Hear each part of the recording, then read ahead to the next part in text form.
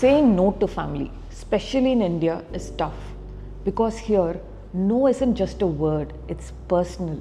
It means you don't care enough or you're being selfish.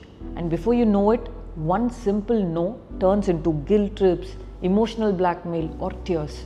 So, how do you say no without hurting them? Here are 5 smart ways to do it.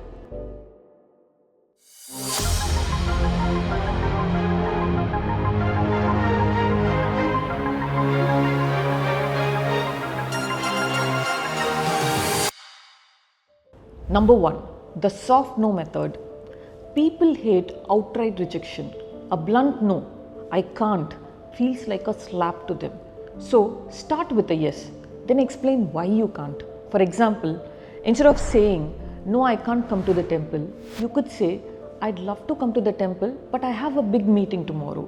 See, your brain is wired to react negatively to rejection. When someone hears a straight no, their amygdala, the brain's emotional center, kicks into defense mode. It triggers feelings of hurt, disappointment, or even resentment. But when you start with a positive, like I would love to, their brain first registers acceptance. This lowers their emotional resistance. So when you follow with a but, their brain processes it as an explanation rather than rejection. Number 2, say no that sounds like yes. See, people don't just dislike rejection, they dislike uncertainty. A blunt no, I can't, feels like slamming a door on their face. They feel ignored. But if you give them another option, their brain focuses on that instead of feeling hurt. Take the same temple example. You could also say, temple sounds great, but I have a meeting. Maybe can we go together this weekend? Here, when you offer an alternative, their brain shifts focus from rejection to possibility. You're not rejecting them, you are rescheduling it. Number 3, the buffer zone method.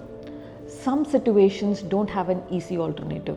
So, instead of saying no immediately, buy time. For instance, instead of responding immediately, you could say, can we talk about this after my meeting or in the evening?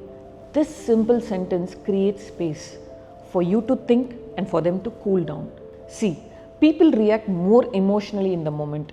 If you delay the response, their immediate disappointment fades and they process the situation more logically. By the time you say no, they are much less likely to react dramatically. Number 4, the empathy no method. Sometimes when they request you, rejecting it outright will sound harsh. This is where you should be empathetic. Instead of just saying no, express genuine regret. For example, I really wish I could come to temple with you and spend some quality time, but I have deadlines this week and I feel bad missing out. When you show you actually care, it shifts their emotional reaction from how could you say no to they really want it but can't. Empathy reduces resistance. They may still be disappointed, but they won't feel dismissed. Number 5, the outsource method. When saying no feels impossible, or if you think that no matter what you say, they will take your no personally, explain how the situation is not under your control. For example, I would love to, but my manager just gave me extra work today and I barely have time to breathe. When the reason is external, like boss, work, health, and when they understand that you cannot do anything about it, they are less likely to argue with you.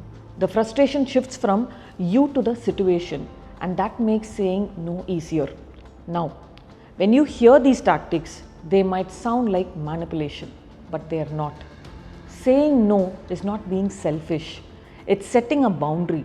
And if you say yes to everything, you'll stretch yourself thin, feel resentful, and end up exhausted trying to please everyone. See, setting a boundary is not wrong, but doing it in a way that hurts someone is wrong. These strategies help you protect your time, energy, and mental health without damaging relationships. These tactics are not manipulation. It's just a smarter way to say no without guilt, without fights, and without regrets.